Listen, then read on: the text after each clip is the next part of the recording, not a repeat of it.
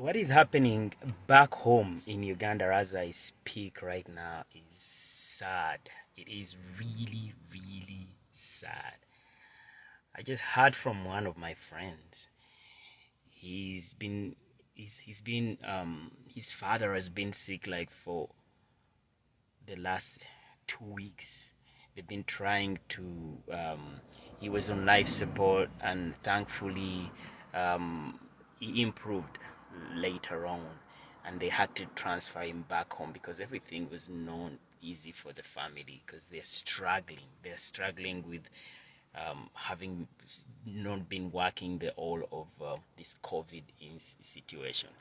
But that's, I know you might think that this is not related to what is happening. It might not seem like it might not sound as if it's what is related. It is not in any way related to what is happening, but it is a direct, I don't even know. Sometimes you're lost for words. He has basically pleaded with the police not to fire tear gas around their house because the father is inside the house. Because as you might have already known that the leading opposition, I would say, because of course it's a fact, has just been arrested. You know, we have been around this mountain a few times whereby whenever the powers that be are threatened in any way regarding the support of the people being swayed on the opposite side, which is of course not what they want, because they want to stay in power for as long as God knows who and how long, they attack.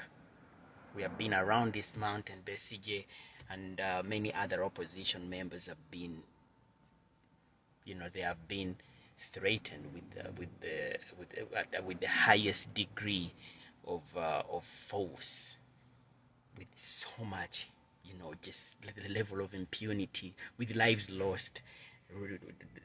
You can't just believe that we as Ugandans have failed to learn from these past mistakes that we have literally made over and over again. Mr. Museveni, when I was a kid, we were forced to literally answer questions like, why did you go to the bush? And again you had your propaganda. You told people that you had gone to fight for their freedom.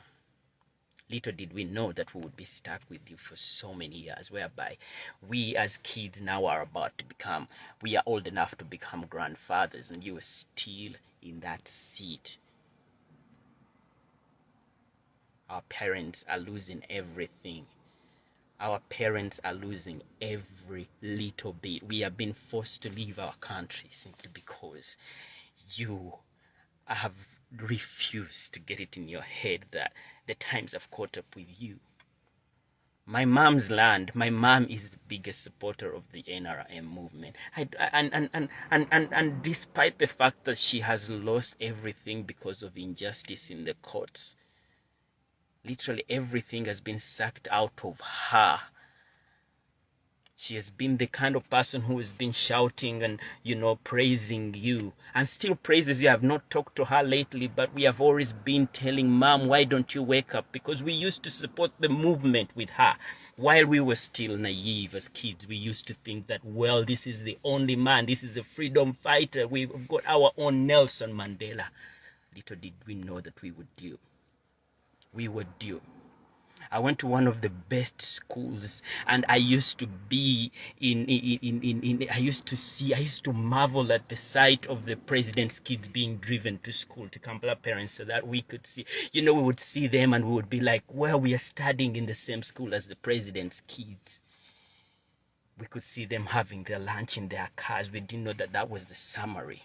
That was like a picture of what is going to be awaiting us in the future, because indeed that is what is the case. Because as we see them eating in their protected environment as kids, while we were also going for our own food, little did we know that this is going to be the scenario that awaited us. I never wanted to leave Uganda one bit. I always wanted to be living in Uganda, but I was forced to leave the country. I was forced to leave the country. I attempted to go visit other countries so that I can improve myself while networking and trying to bring the world into Uganda in terms of innovation and everything.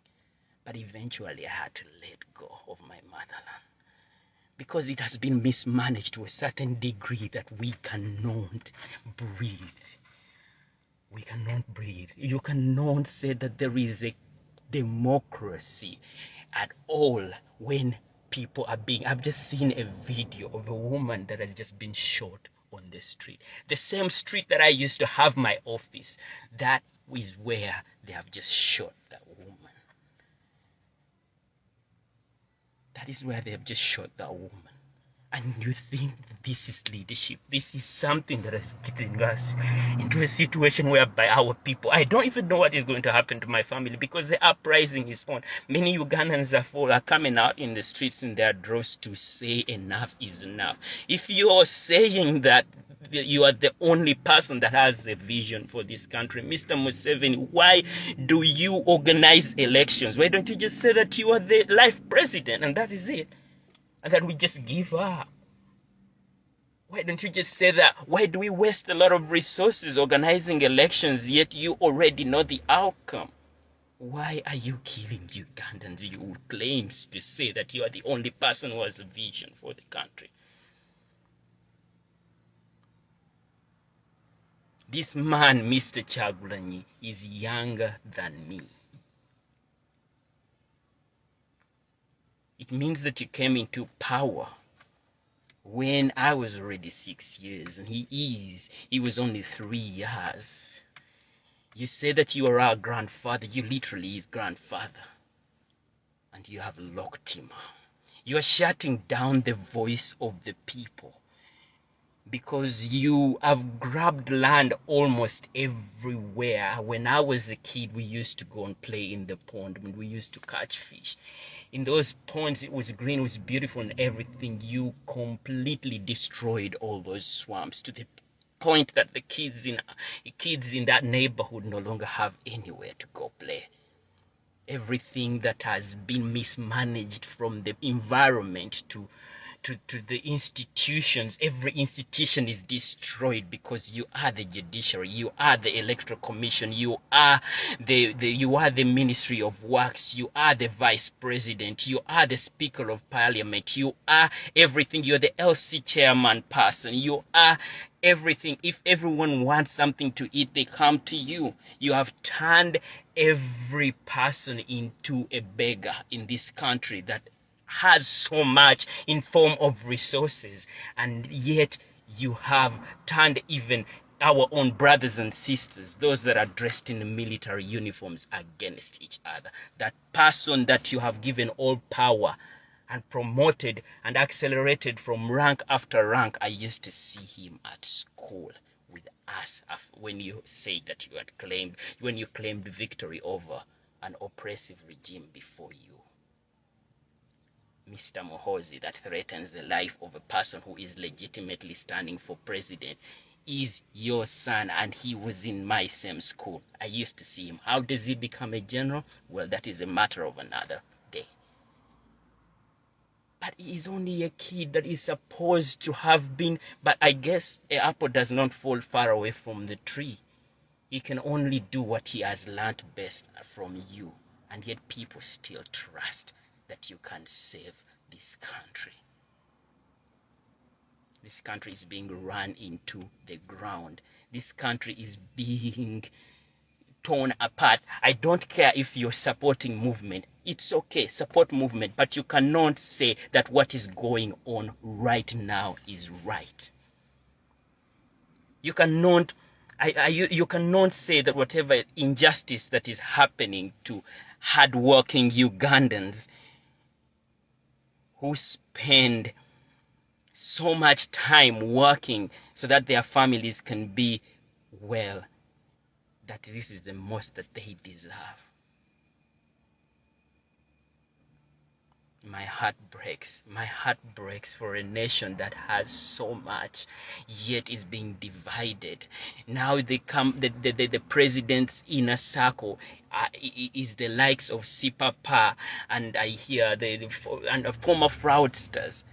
That is your inner circle. Goons that are beating other Ugandans senseless. Divide and rule has become your mission, and it is what has sustained you in this country.